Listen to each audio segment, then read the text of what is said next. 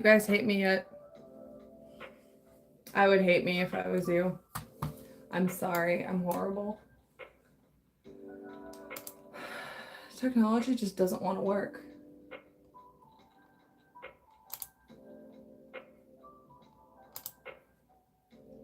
But I finally figured this out. Do you hate me yet? Do you hate me yet for teasing you guys like this?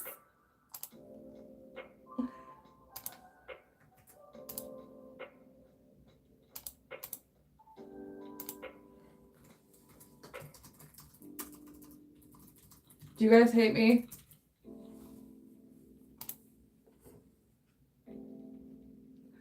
I finally figured out how to make this work.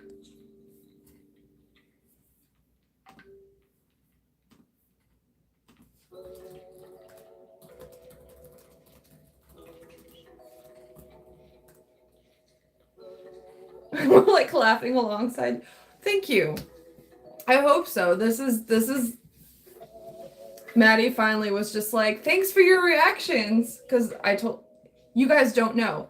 So apparently, if you click out of the live chat to like do something else, it stops working. And you look very pretty, by the way. Thank you. I'm trying really hard.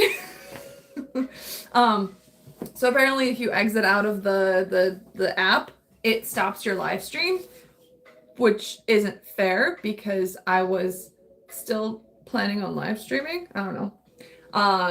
And I was like, I need to send my notes that I had made to myself off of my phone to like an email, and I couldn't get my email to work. So then I found, I was like, I have a WhatsApp chat going with my friend Maddie. Some of you guys may know her from the Army Musicians account. And I just copy pasted all of my notes from the concert to her in a text message so that I could see it on my computer. And I was like, when she sees this, she's going to be really confused. And yes, thanks, Maddie. Yeah, anyway, so yes, those are my reactions. And now I'm about to talk about them, so don't spoil them for anyone. Oh, this is a nightmare. Ugh. I am going to say that it's not my fault. I didn't break YouTube. YouTube decided to break itself. Oh, Jesus Christ. Technology just doesn't work. I wish I could just have like one massive Zoom call with all of you, but Zoom is no longer free. Have you guys noticed that? It's no longer free. It's now expensive. So can't do that.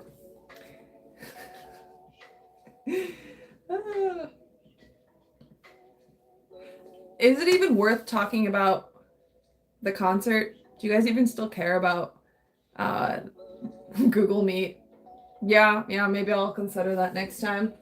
Do you guys... Yeah, you still want to hear my thoughts?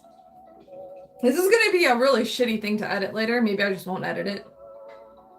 It'll just exist like this for you to consume forever. Is the music too loud? Should I turn it down?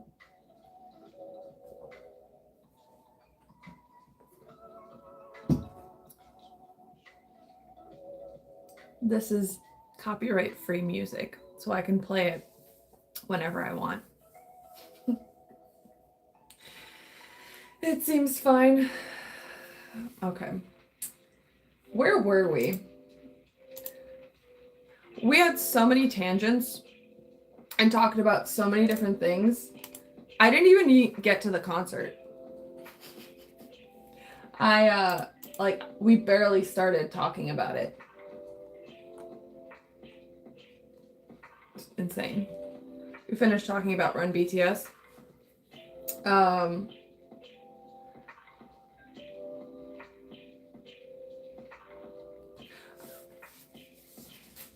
I just find it ironic that I bitched about Weverse crashing and then I can't get my stream to work.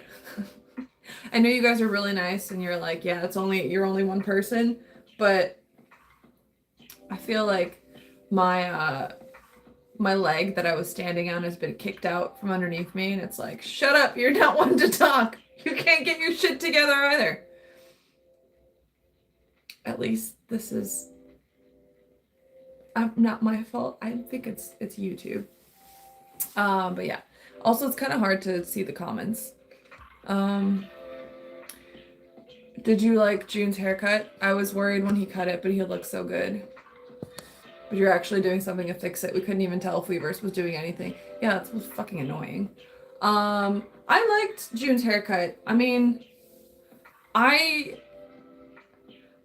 once upon a time, I cared more about like their hairstyles, and like I could follow every change, and I knew what they were wearing when.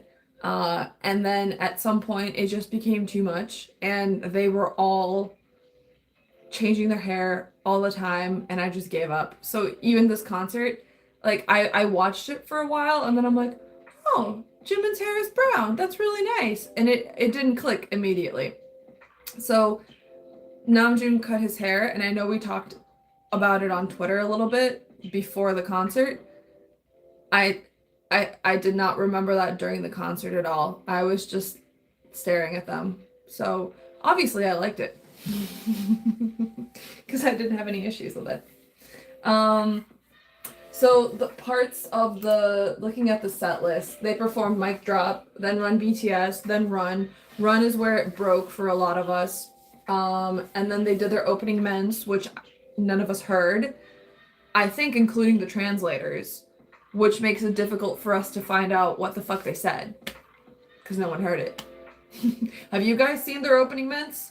I haven't. I've seen their closing ments because, you know, we got to watch it. But not their opening ones. And then they did Butterfly. They did The stream worked for me very slightly for and then it cut out again. And then it finally came back, and I finally joined on the JTBC stream on Cypher Part 3. And it was incredible. And then they had their break, which I remember all of us were confused. We're like, are we supposed to get ads? What is going on? I read them on Twitter. Yeah, that's the part that I'm annoyed about, because like that's like the delicate songs, and I wanted to hear the delicate songs.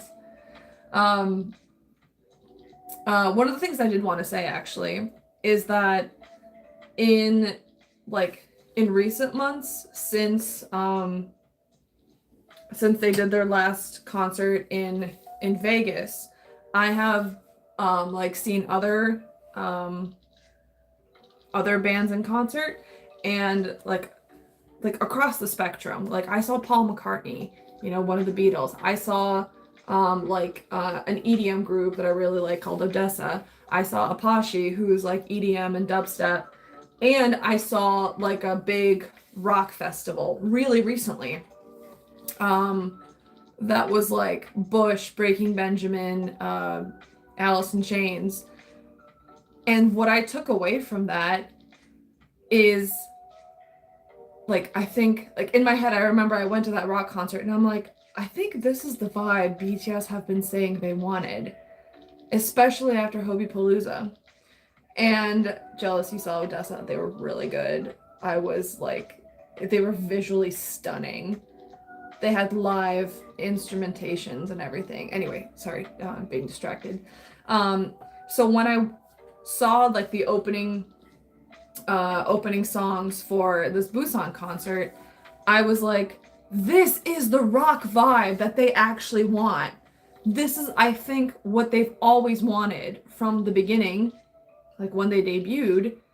And like, I think somewhere along the way they switched it up, and they like made music that was more poppy, that was less what you would call like rock and rap. Like DNA is one of the dearest songs to me from BTS, because that is the song that I came in on, but that's definitely a pop song. It's experimental dubstep pop. It's not rock, and it's not rap.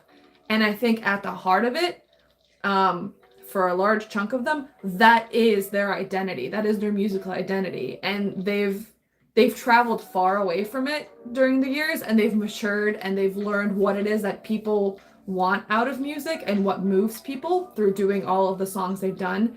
And now I feel like in chapter 2, they seem to be coming back to that sound, that kind of style, and that kind of stage performance, where they have some dancing that's choreographed, but there's a lot more of them really emotionally getting into their music. Like, think how the first part of Hobie was, and this first part of this concert. They are really throwing all of their emotions into their music. The arrangements are being they're like rock vibe being done by a band. And the songs that they chose were all commentaries and responses and critiques to the shit that's been happening around them. That is all very rock and rap centric.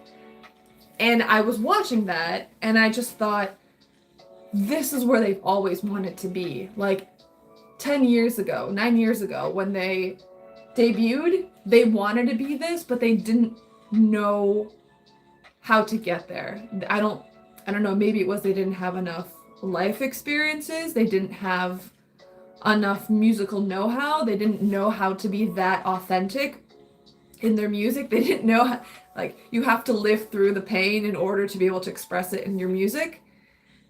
And it's like they went through so much shit over the years. They've had so many things that they've gone through, and now it's really reflected in their music and their performances, and it's authentic, it's genuine. Apparently the music director for Busan show was the same as Hobie. Really? Well, that makes sense, because I had another bullet point, which was the fact that I think they learned a lot from Hobie. I think they saw Hobie's performance at Lollapalooza, and they really thought about what worked. And they decided, and because it felt like this concert was structured similarly. His name is Asa Rode. That's awesome. That's amazing. Hold on, I'm gonna pull a JK and scroll up. Okay, again, I understand BTS a lot more now. I appreciate what they've gone through now. All I see is your guys' chats appearing directly over the screen, and it just moves up and then fades away before I've read it, and I'm just like, huh? Now imagine, like, millions of messages, like tens of thousands of messages just going up the screen the entire time that one of the BTS members are trying to stream. This is a very uncomfortable experience.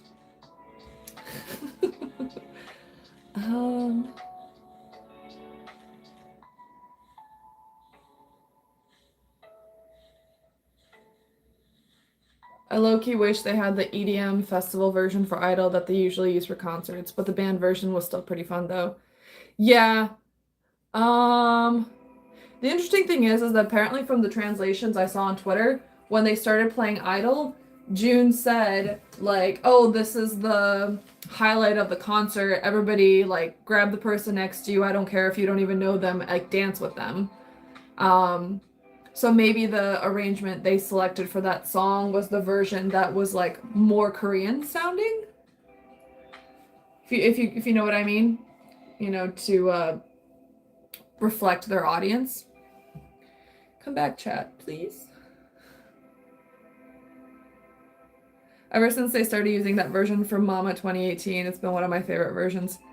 My other contender is the traditional instrumental of MMA 2018. Agree 3000%. I love the, like, EDM version of it as well.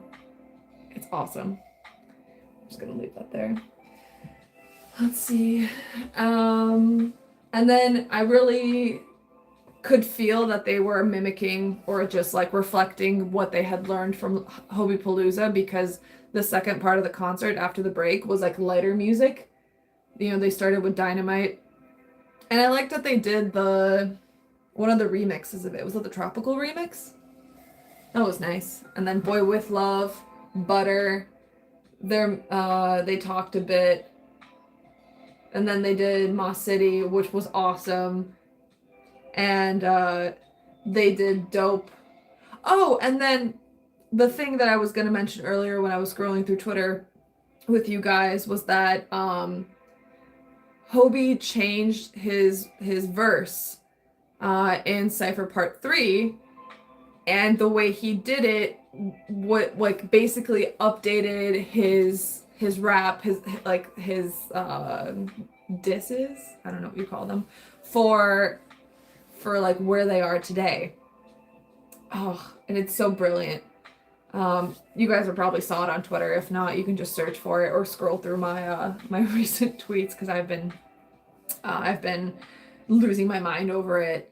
Brilliant, brilliant, brilliant. I really feel like Hobie especially has come into his own in the last couple of months, and it almost feels like he gave himself permission to take the spotlight, to take center stage, to be creative, to experiment, because he had like a lot of auto-tune in his voice.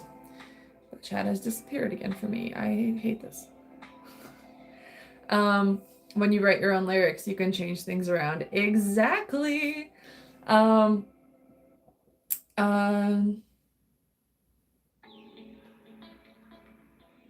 believe they panned away from Jimin's high kick and idol.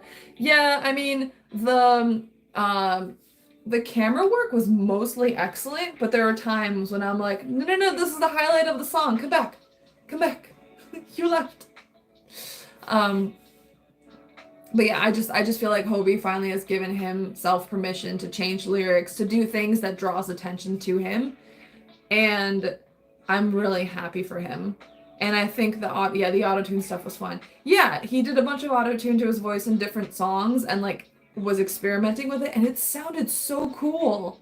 It's such a different sound and vibe inside of him. It's fascinating to watch.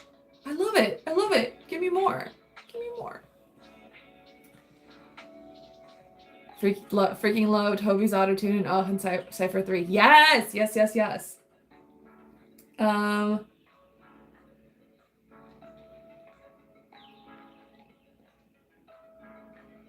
Yeah, the other thing that I was just thinking about as they were performing, especially Ma City and Idol, is how just fucking proud they are of their heritage, of their culture, of their country.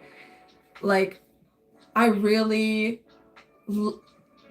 love seeing it when they are so proud of their cultural identity, because we've talked so often about how artists from other countries, especially from Korea, trying to break into the West, feel like they have to erase the parts of themselves that don't fit Western culture, and that they have to change themselves in order to be palatable to the Western ear and culture. And no matter how much, and BTS went through a lot of shit trying to stay true to themselves, and all those candid cam moments where we caught people making fun of the way they looked, or people talking about the way they dress, or that they're clean shaven, or that they're not manly men, all that bullshit. And at the end of the day, the fact that they've tenaciously held on to their own identity, and that they're so proud when they perform these songs that are tributes to their culture, when they're on the top of the world, when they are the biggest band in the world, when there's no one who is doing it like them, no one who can do it like them, no one who is even on track to do anywhere close to what they're doing. That to me is more special than I can find words for. And I just think of I think anyone who comes from a different culture, who is in between cultures, understands that difficulty of trying to stay true to who you are and figuring out who your true self is. Love it for them. Also, I'm glad that everyone was noticing and laughing about the cameraman who fell over. I was laughing so hard, where all of a sudden because you see it from his perspective, right? And all of a sudden you fall over with him. And then they cut away to a different camera that was specifically trained on him for some reason, and you could see the cameraman like falling over and people trying to help him back up. I'm sure that person's gonna find it hard to live it down. That was a nice moment of levity after the frustration of finding a working stream. And then I loved when they did Fire, because the first thing I thought of, I was like, oh, Fire, the song that saved lives. Because at least on 2 occasions, there was something that had to do with fire, and armies being like, I didn't know how to tell people that something was on fire. So they were just like, but I remembered Bultorane, so that's what I said, and they understood. Great song. The other thing I wanted to say, I don't know if you've already talked about this, but can we talk about the live band and how awesome they were, and how BTS hit different when they have a live band, because that was so good. Yes, yeah, we talked about it, but I really think that live band and the rock sound and the amount of like guitar riffs that were all over the place, I really think they want to go in the rock rap direction. I think maybe not all of them, because I think some of them, their voices maybe are more suited, or they're like what they like to sing is more suited for pop music, because you can kind of tell there's been a divergence between the kind of music that the rap line is making and the kind of music that the vocal line is making. But I still think deep down, all 7 of them, their roots are in rock and rap, and having a rock concert similar to the one that they had. Do you guys remember in end of 2018, when they, August of 2018, if I remember correctly, where they did the concert with Seo Taiji?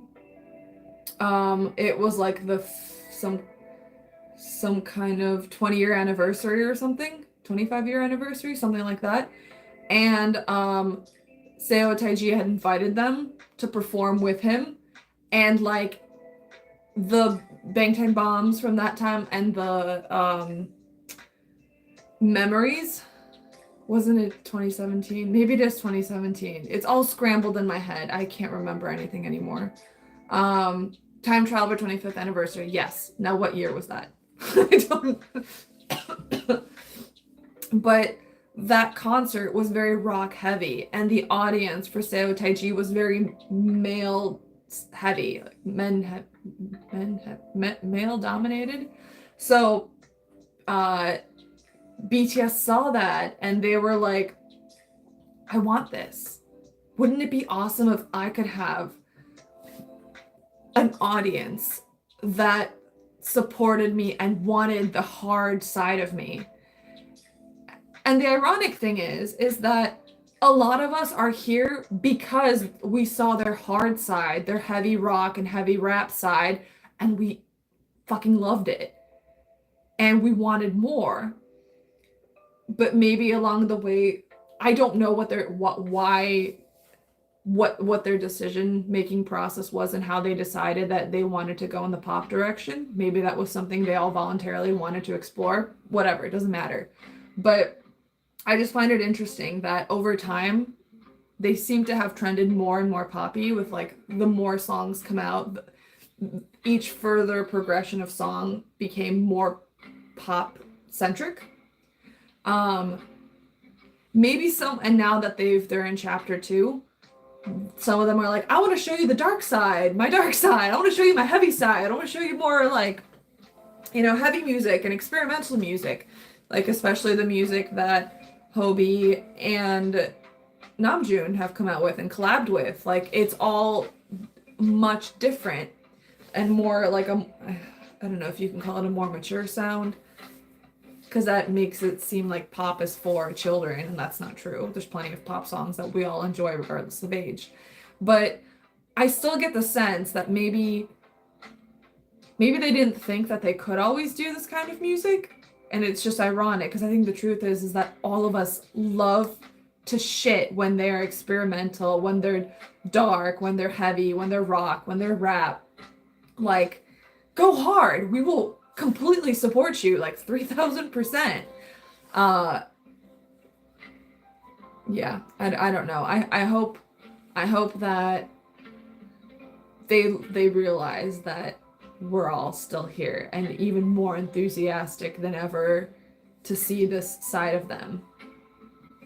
And I was especially thinking about it when I was at my like rock festival thing, because the audience of that there is plenty of like young kids, especially like children of older people who are into that. Like it's like generational. Like you teach your children to like rock music too, and the same artists that you like.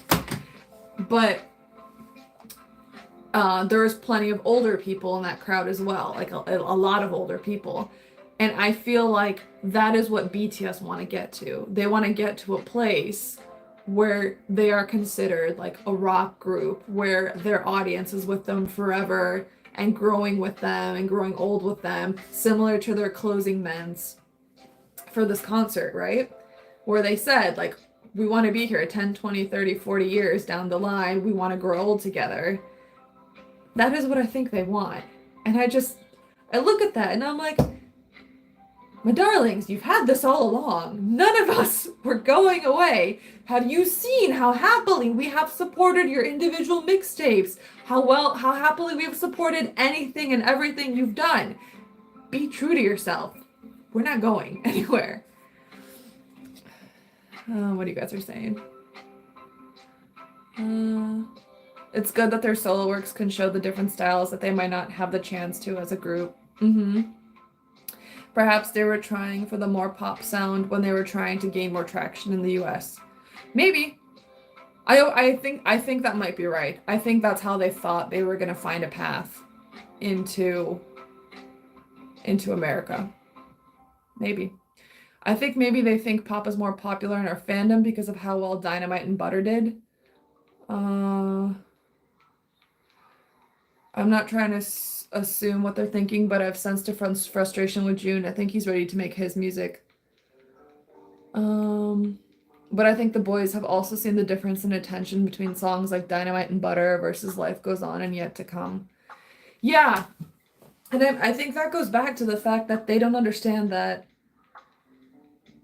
Dynamite was, in the way I see it, a light in the dark. It was a great song where we had a really fun comeback, where we were breaking records and just being incredible and having a great time after a year of shittiness in 2020. It was like such a happy comeback after the disaster that was Map of the Soul 7 and all of our streams being cut, like all that stuff. And like being able to have a song that finally plays by the rules of Billboard and us being able to win with it. I don't know. I feel like they're great songs, but we liked them because we were able to weaponize them. Do you know what I mean? Like that's what I feel like a lot of us got enjoyment and why they were so popular, because they were playing by the Western rules. When I think we hold dear in our hearts all of their non-English speaking music, you know, including B, including Yet to Come. Like, I keep calling it Yet to Come. The album was called Proof, but Yet to Come ran BTS for Youth. Like, the songs that are uniquely theirs, that are put together in a way that is uniquely them, those are the songs that have a place in our heart, and those are the songs that like we'll throw down for. Like, I love Dynamite and Butter, but I'm not going to throw down for that song, for those songs. There's plenty of other ones that I'd rather do that for. I just want them to do what they want, for them to love their music. I'll gladly take what they want to give us. Yes! If they really wanted to just release more Butter over and over again, I'd be like, fine, I think you're crazy, but I will listen to it. I will support it. Don't think that would make them very happy, but if That's what they would want to do. Okay.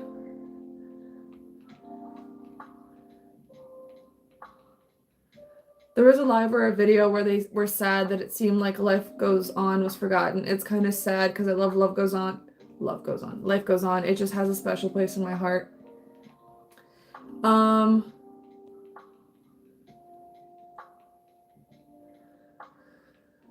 thing with Life Goes On is I think they forgot why they gave us that song.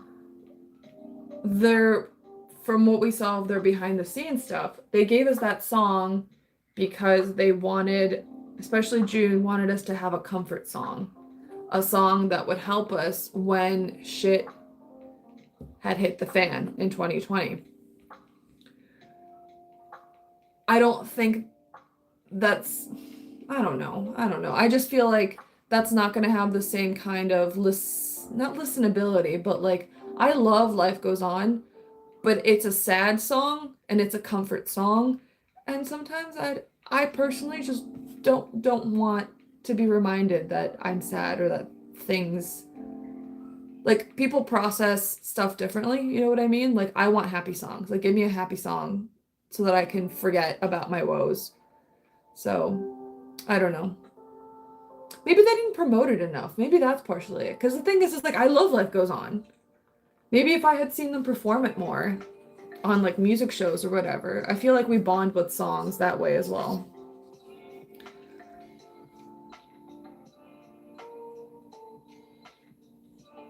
On was still robbed of #1 on Billboard. Yep, I agree. That's why it's so frustrating, and that's why we were pissed all of 2020. And when we got Dynamite and it was so easy to have a comeback with it, we were like, this is awesome. This is so much fun. Let's take the song and beat the shit out of Billboard with it.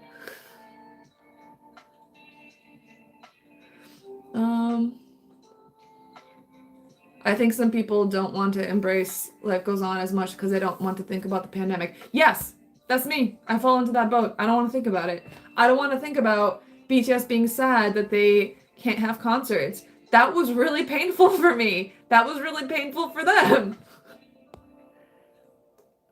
Life Goes On helped console me, but it's hard for me to listen to it all the time. It brings up those memories. Yes, exactly. Okay, I'm glad we're all on the same page. Yeah. Unfortunately, it tends to remind me of that difficult time. Yeah. I feel the same way about Yet to Come. That song makes me so sad. I don't know, maybe that's just me, but after that festive dinner, Yet to Come just makes me emotional. I have the opposite. I, at first, thought Yet to Come was a goodbye song, and I was like, I can't listen to this. It's making me sad. And then I listened to the festive dinner, and I was like, oh, this isn't goodbye. This is just you'll see different things from us and going forward. And I was like, okay, this isn't the complete goodbye I was worried it was going to be. Okay, the best is yet to come. I'm happy now. I'll look forward to, like, other stuff from you. Awesome. If you still think your peak is somewhere in the future, I'm excited to see you grow even more. That actually made me feel better. I low-key miss the music shows and stuff. I know that they wanted to relax from the idol life in the last couple years, but there was some nice memories there. Yeah, I know. There's a special element of enjoying their music, which is tied to performance. Because one of the great things that I think one of the defining features of K-pop, idol music, is that there's a performance tied to it. There's a choreo tied to it. So when I think of any of their songs, I think of the choreo. I think of when they performed it in concert on a music show, like somewhere. And I have a richer experience because of it. Because I'm not just using my ears to listen to it. I'm using my memory as well. And therefore my emotions. And that's why it's so much more fun. Come back, chat. Okay.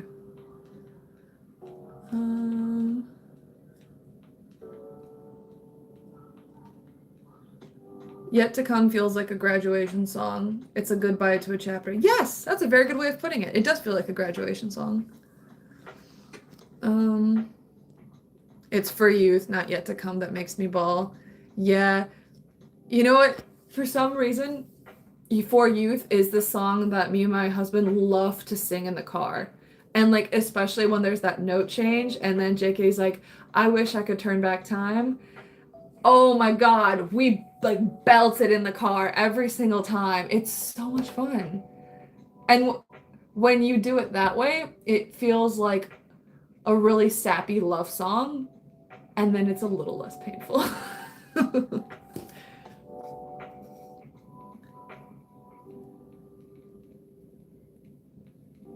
Music shows just bring back nostalgia for me because I remember tuning in on illegal streams to watch their music bank performances in 15, 16, 17. Yeah, that's awesome. Run BTS is one of my favorite songs, even more so now. Yeah, hell yeah, agree with you. Like, it's crazy that Boy With Love was the last proper time they did K-pop music shows with an audience and choreo. That is crazy. Oh shit, yeah, because they didn't get that for On when they were actually ready and they wanted the audience to see their massive, like, dance team. Yeah, that really fucking sucked that they didn't get what they wanted.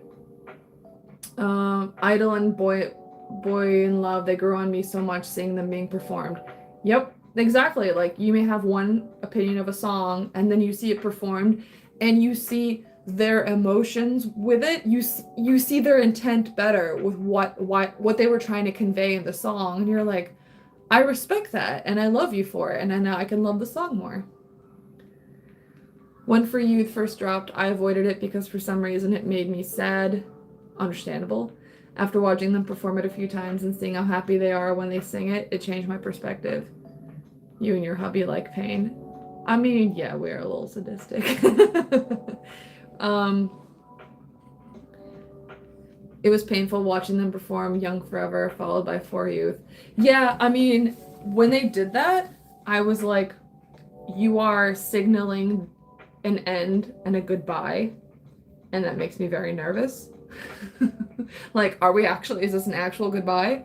And then I heard their closing mints and they were like, no, we're gonna keep doing this for forever. I'm like, okay, I feel less sad now.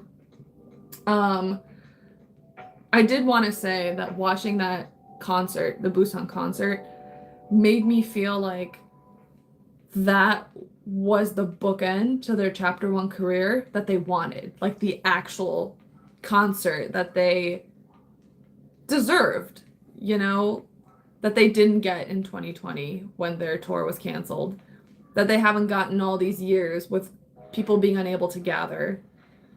I really feel like this was cathartic for them. At least I hope it was, because it felt that way to me.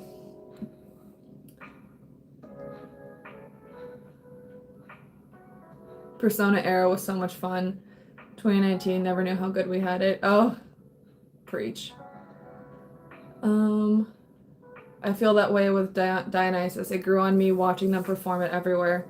Yeah, Dionysus was interesting because, like, I'm a very big rock fan, and I was listening to Dionysus, and I was like, I love Dionysus, but to me, it felt like they were trying to go for a rock vibe, and they were trying to transition into that from pop, and it was like an intermediate. It was like they were trying to be rock, but it was their own flavor, so it wasn't necessarily what they were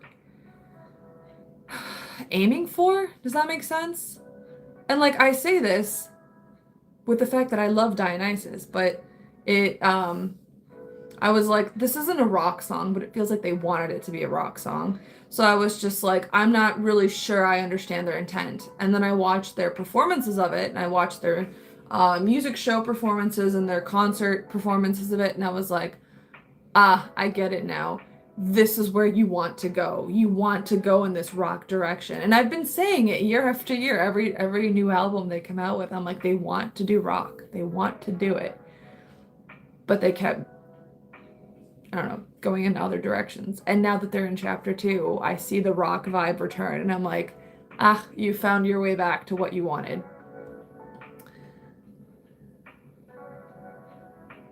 Dionysus, oh God, I can't say that. Dionysus was gonna be on the set list, but it wasn't. Oh, I wonder why they took it out. Am I the only one who feels like the boys haven't aged past 2020? I mean, we all want to live young forever. I think some of them might have started growing out their hair because they want to be perceived as older.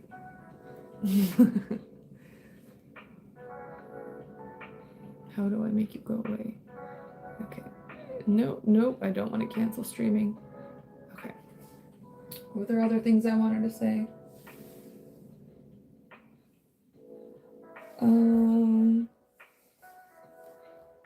They were so sweaty by the end of that performance. I was just watching them and I'm like, oh, you boys went hard. Like harder than normal. You threw it out. You left it out on the stage. They were so sweaty. I can't wait for the Bangtan Bomb. I want to see them come off the stage and just be sweaty. Okay, maybe my fetish is showing. My kink is showing.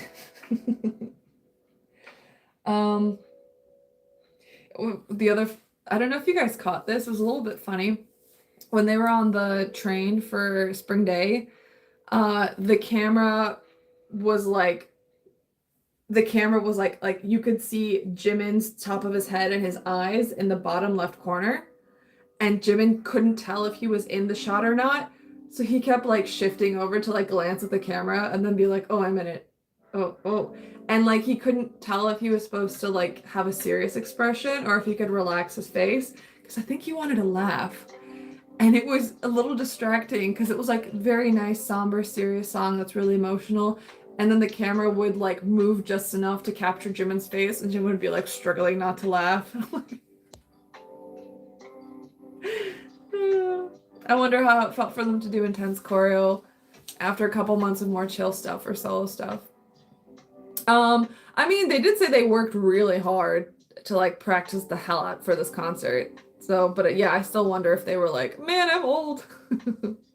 Jimin trying not to laugh by Yoongi was getting emotional behind Hobie. Oh, but Yoongi was getting emotional. Yeah. Where's my chat? Where'd you go? Bring it back. Bring it back. Okay.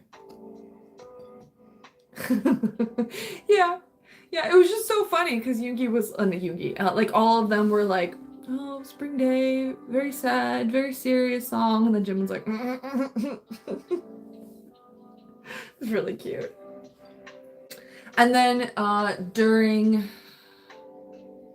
I think it was Spring Day, did you guys catch Tae getting emotional at the end of the song?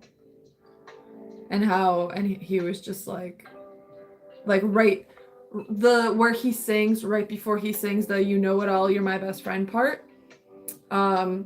He was like, you could see like on his face that he was getting emotional. So I got emotional and I was like, stop it. And then after all of that, hearing Yet to Come was really special. That like, here's the entire concert, everything we've been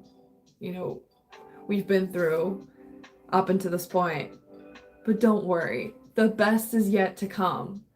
Like, we have even more great memories in front of us. That made me feel better. And then them saying that they're not going anywhere, and them also making comments about like, oh, we disbanded? Oh no, that's what the media said. That really conveyed how pissed they were about all of that coverage. As rightfully they should have been. The number of times I've had people ask me like, are you okay? I heard BTS disbanded. I'm like, I'm fine. They didn't disband. They're giving me more content than ever. Instead of getting one schedule of content, I get 7 schedules of content now. I have no free time. It is chaos. I'm not upset in the least. I love when Yugi made those comments. Yeah. I think they are done with the media and the charts and the whole industry. I'd be mad too, because every time they say things, media twists it into something it's not. Someone said that I was in denial when I told them that BTS did not disband. Oh, fuck them. What would they... Yeah, I mean, I feel like some of the people who I've been talking to, when I say, oh, they didn't disband, they're just focusing on their own stuff, but they're still together as a group. they look at me also like, oh, you're delusional. Like, no, they've disbanded. Every band disbands. Sometimes things change. Change is a normal part of life, but that doesn't mean you have to see it as in a pessimistic way. Things can change for the better. And if you have 7 actual artists who want to continue working on their craft and exploring themselves creatively and have a fan base that is very open minded and receptive to anything they want to experiment with, that is a recipe for a long and happy and exciting career. Don't know what else to tell you. None of us are in denial. Now we have a Jin single coming. Yes, it's amazing. I'm so excited. I think in Tae's ending meant he talked about the media, but my stream cut out for me. Yeah, he did. They wrote about it in translations on Twitter. I've been sending people the new BTS content and telling them, still together. I love that. A+ to your pettiness. It's because people see them as a boy band, and most boy bands have broken up, instead of just seeing them as a group of artists that clearly want to stay together and have proven their longevity. You know what I think is also weird? The fact that they still all like and respect each other. That's apparently really fucking rare. And, I mean, I will say, I think they trauma bonded a little bit through all the shit they went through. BTS. The way ARMY trauma bonded with each other and with BTS. Like, if we don't have anyone else, we still have fucking each other. And I think that's partially why the bond is so strong. Yeah, and I mean, I do think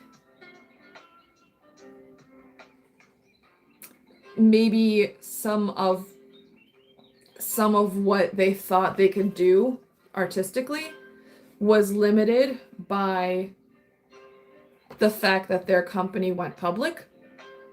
Because I've mentioned this before, but share prices for a public company are priced at a certain value based on public perception.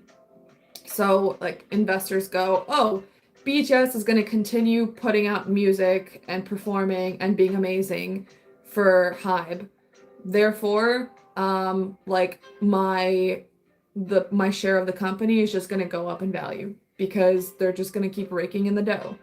And then BTS said, you know, like they said, like, actually, like, we're going to change it up.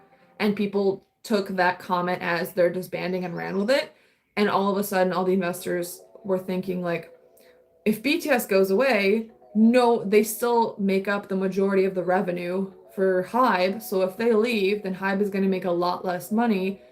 Then my share in the company is not as valuable anymore. I'm going to sell it. And because people kept selling, the price went down. And it dropped by a lot. And I think people at HYBE were like, from the moment they became a public company in 2020, October 2020, they were worried about ever having a massive drop in stock prices. Like it it had never happened to them before. And they were like, no, we're going to keep going. We're going to, keep growing as a company, and our share price is going to go up and up and up. And because of that, I think I would speculate, I have no proof of this, that there were maybe some things that BTS were like, maybe we shouldn't do this right now. Like, I can't guarantee that the content I'm going to put out is going to do amazingly well, or if it's experimental, or if it's a solo stuff. Like, I'm worried about all of that. So they just didn't do it.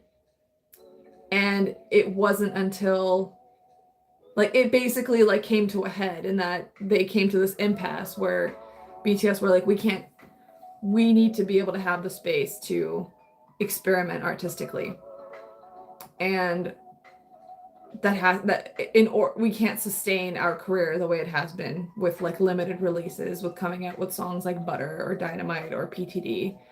We need the space to experiment with stuff. We know that there's a formula that we discovered through Dynamite that we repeated with Butter, and then PTD, and then My Universe, or I don't know, I like My Universe though, but they were like, we know there's a formula for success through these songs, but we can't do this anymore. We need to go back to the artistic expression and the space for that we had before, or else we can't do this job anymore. And then we're gone completely. Like artistry, being an artist is very hard. So like it's not a formula. It's not a factory. It takes a lot of emotional and creative effort, and you can't control it. When you do, it runs out. It stops being what it was. The artistry stops being there. Artists, degrade and disband. And that's like the situation that people commonly refer to as selling out, like where you have some band that just like gets too successful and then they get stuck and they get trapped in a place where they can't experiment anymore. And then they just kind of go away because they don't have the space to be artistic and they don't have a safety net. Army is the safety net. The fact that we're here and willing to support whatever the fuck they want because we love them gives them the space to do that. And so when and like the fact that they announced their chapter 2 and it got misconstrued and shit hit the fan and their stock price did drop by a lot, the very thing that they had been trying to avoid and thought they had avoided, like I feel like that ripped the band-aid off, and Hybe's like, all right, our stock price dropped, it is what it is. Go do your thing, BTS, go enjoy your chapter 2. We're still gonna be here. Army's still gonna buy our shit. Come back, chat! Stop it! I hope you enjoyed my business rant.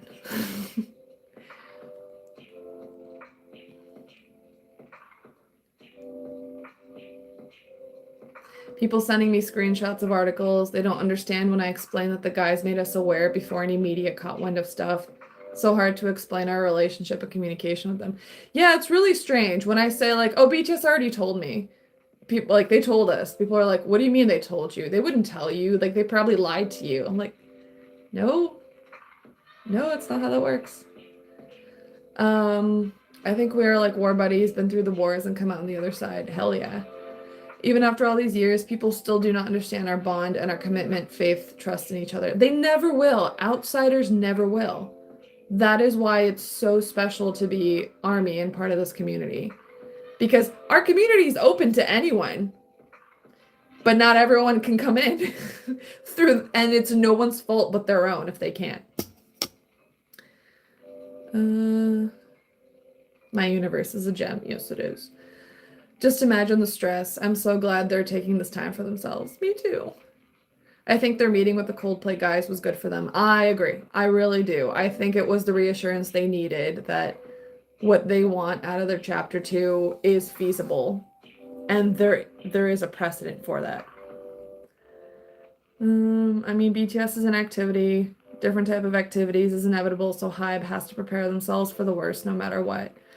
I agree. I don't know how well they prepared themselves because just because you have a corporation doesn't mean it works perfectly. I work in a corporation. It does not work perfectly. None of them do. Corporation just means it's a group of people trying their best and still fucking up. That collab with Chris and Coldplay really helped them reinforce longevity because Coldplay has been around for a long time. Yes. And if Coldplay is a sign of anything, it just shows how longevity can definitely work with groups with the creative freedom. Look at us all on the same page. Especially JK going live too. Oh yeah, the fact that JK immediately after all that backlash went live and he's like, we're not disbanding. What the fuck? I really like that actually.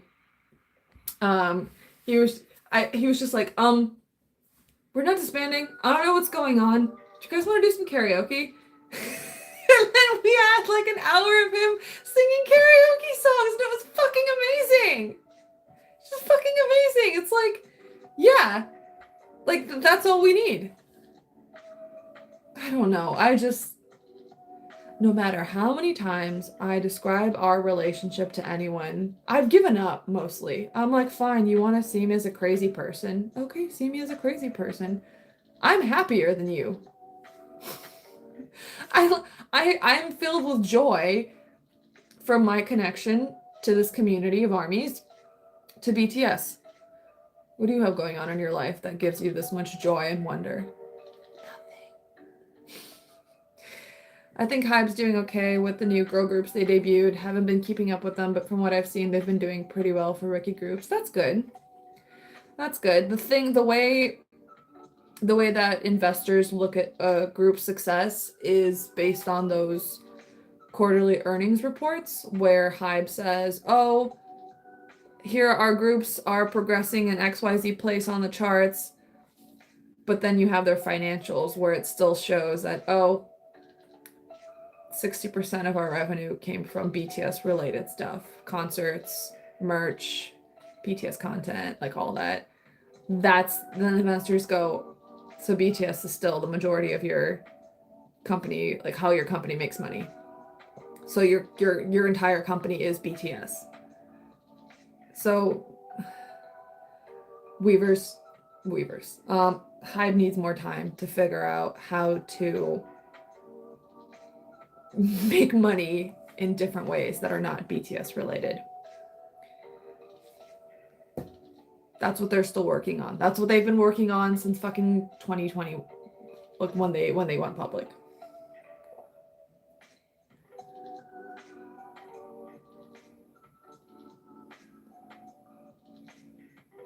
I think New Jeans has really gone way past Hybe's initial expectations.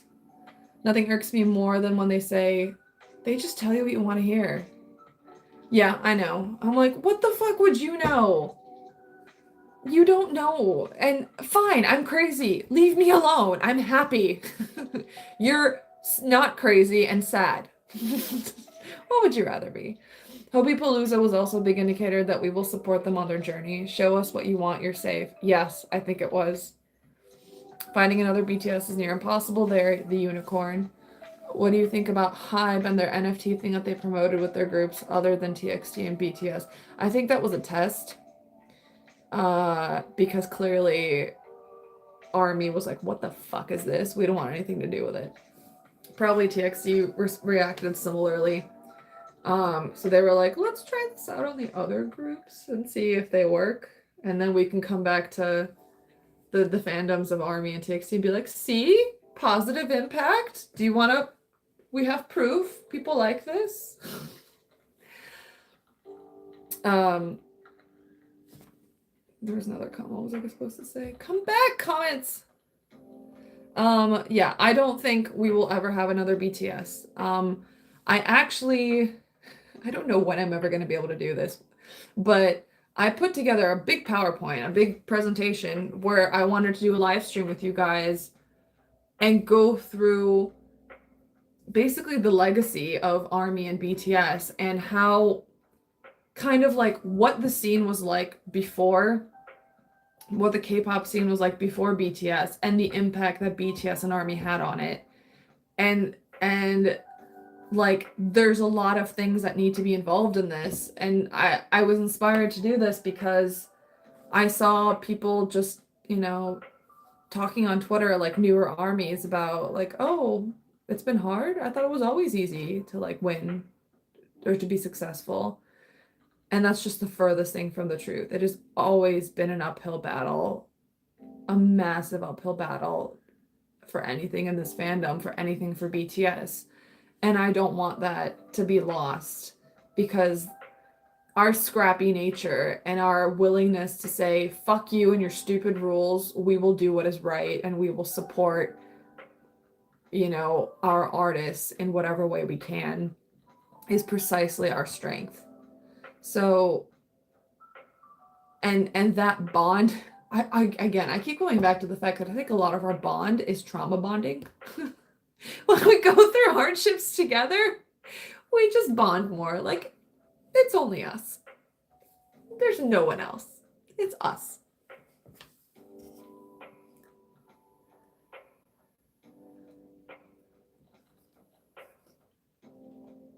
Yeah, and I wanted to do a live stream version of that because I wanted you guys to like comment and give your 2 cents on it as well, so it's not just me, in case I fuck it up as well.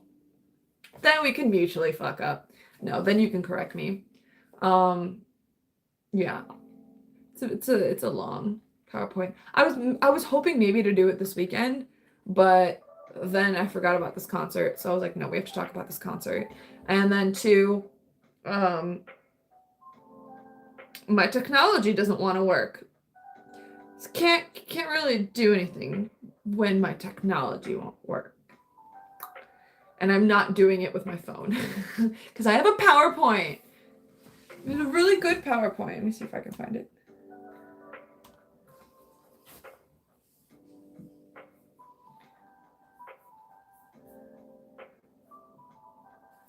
See? Can you see? Yeah. It is 54 slides long right now. It's not done. I'm ready to blow your guys' minds. And then theoretically, you could just share it with newer armies. Even with how successful BTS is today, they are still underdogs in so many ways. Yes, they are the biggest band in the world, maybe in all of history, and they are still the underdogs. There's still so many barriers to them in so many different ways, and it's insane. And the barriers they have had, you know who broke them down? Army. It's us. Don't let anyone ever tell you that love can't find a way. Like, it was our love, the strength of our love, that we punched through so many barriers for BTS because they fucking deserve it. Come back, comments. War buddies. Please do it. We need some kind of history log to document it somehow because there's a lot of things that have happened. Yeah, I mean, like, this is one PowerPoint. I have another one that's, like, more unfinished of, like, things that have happened in this fandom that we need to talk about. It's so much. There's so much. I feel like ARMY have so much more fun, though. We have inside jokes and people form community in their area. I don't know how other fandoms interact. They don't. It's all artificial. Or it's just online. I'll never love or support any artist the way I do BTS. I know you guys get it. I love them as artists, but I love them as so deeply as people. I just want their happiness. It's so funny when I hear people say that BTS are industry plants or that they get pushed on the radio heavily, and it's like, they're technically under an indie label, so radio was like pulling teeth. We need an ARMY archive. Yeah, so the other thing I wanted to say is, like, I was saying that I've been to a bunch of these other concerts this year. None of them are as good as a BTS concert. None of them. Like I went to a Paul McCartney concert, right? A former Beatle, which is the band that BTS get compared to most often. Obviously, this man is he's 80. He's old. He's not in his prime anymore. I think maybe that was the closest kind of feeling I came to, because it was like him performing to a stadium of older people who had been with him all his life, and they were bonded for life, and they cared about him really deeply. And there was also a bunch of like older ladies like screaming their heads off, like thirsting for him, and I just couldn't stop laughing. I was like, you go, ladies. So, but it's still like, it wasn't the same kind of crowd interaction. Like the rock concert was maybe also where you could say like the closest kind of audience interaction like that. But even then, rock fans don't cheer all the time. They're very cynical. They're there because they like the way that rock music is about power, criticizing society, conveying like really heavy emotions. They were there to enjoy those feelings. But to me, the enthusiastic participation that ARMY has in any BTS concert in so many different ways is something that is not replicated anywhere else. Plus, the fucking ARMY bombs, the sea of color, is amazing. It just looks amazing. It's visually so stunning and breathtaking. It's a work of art on its own. And you don't have that with Western artists. Like, it's just is not the same. Plus, you have, like, I went to see like one specific artist, and there was like three openers. I went to see another artist. There was an opener, and I'm just by the way, Paul McCartney's concert, he had a 30-minute opening VCR. 30 minutes of like kind of like a screensaver type thing, and I was just like losing my mind. Like if BTS did this, we would all riot. My husband and I couldn't stop laughing. When it was going and it like went past 5 minutes, we're like, surely it'll be over soon. Surely it'll be over at 10 minutes. Surely it'll be over at 15 minutes. Surely it'll be over at 20, 25, 30. By the time it was done, I was like, I appreciate BTS so much now. Just so much in so many ways. We've been so spoiled by them. They're so awesome.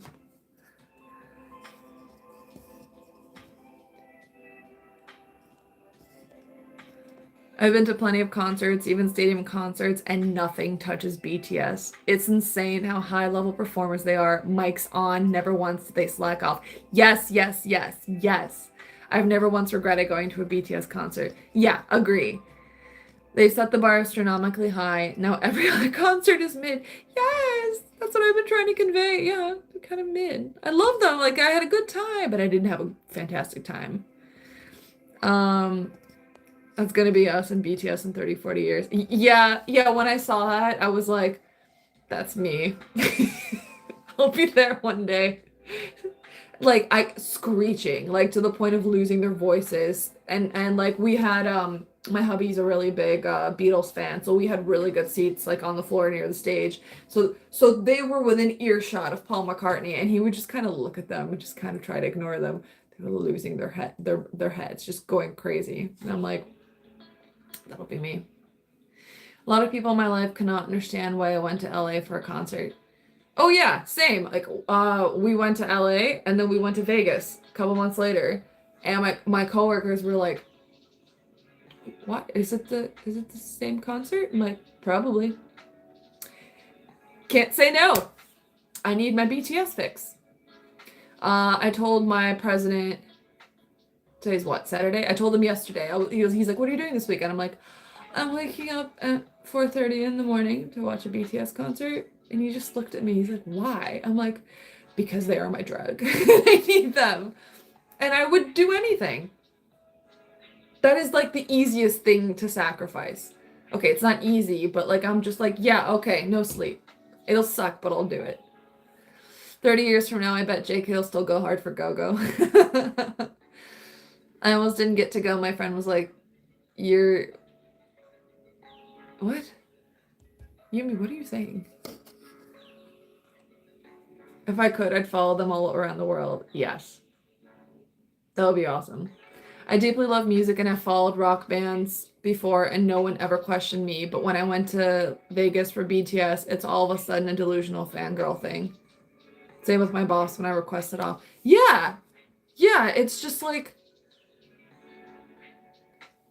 I always look at it as like, even if you think I'm crazy, even if you think I'm delusional, I am happier than you. Look at me. Look at my face. Look at my office. Look at what, like, I'm on cloud nine when I come back from concerts, unless I'm having post-concert, what do we call it? Post-concert PTSD? I forget the acronym we do it, but post-concert depression, PCD. Unless I'm having that.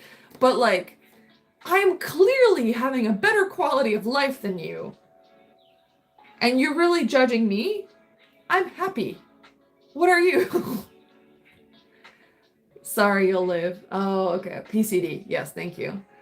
Sienna just commented about the Run BTS choreo. My boys killed my choreo once again. I knew it was her. Yes! I love her. I honestly love her. And I was so happy when she was at Hobie Palooza, when she was his like backup dancer. I recognized her immediately. Like, great choreo. She has a great relationship with them. I love everything about that. Hangover Blue. Yeah. Okay, thanks. Oh, okay. I think I finally reached the bottom of my list of things that I wanted to say from this concert. This live between everything took like three hours. Thanks for sticking around and hanging out with me and surviving technological disasters one after the other. Oh, I really have to figure out what is going on with my microphone. I'm gonna blame either YouTube or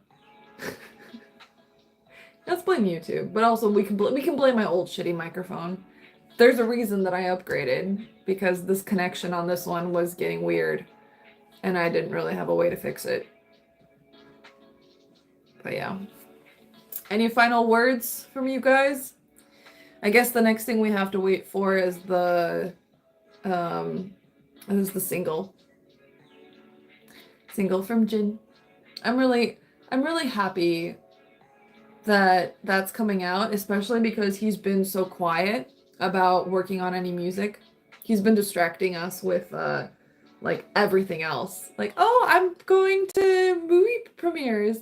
Oh, I'm playing video games. Oh, I'm giving recommendations and being a consultant. Nothing about music at all. I know he did it on purpose. He didn't want pressure. So he misdirected our attention so that he would have the space to create stuff. Excited to watch Jin get drunk and being cute. Yeah, in his closing ments at the concert, he said that he has a lot of stuff he wants to say, but he'll save it for his next live after his song comes out, which I hope means that it's coming out soon. And then Run BTS Flying Yoga Part 2. Yes, that's going to be fun. BTS in Busan was broadcast on JTBC and the ratings were 3.3%. Why? Because all of us were live streaming it? Maybe that's why it was such a solid stream, because nobody was watching it like directly. We were all watching this like the one person streaming it. Apparently it's a collab. Yeah. Yeah. Yeah. Oh, okay. Well, it was probably a great thing to end on. I'll talk to you guys hopefully soon. Hopefully soon, when I can figure out all my issues, we can have a nice big chat about ARMY history. It might be a several part video because there is a lot of shit that has gone on in our fandom, and it's really hard to explain it all in context. And I can't believe I'm ambitious enough to even try. But yeah. Thanks for hanging out with me. I hope you had a good night, good morning, good afternoon, wherever in the world you are. And I hope you get your BTS fix before we get our new song from Jin. Bye, guys.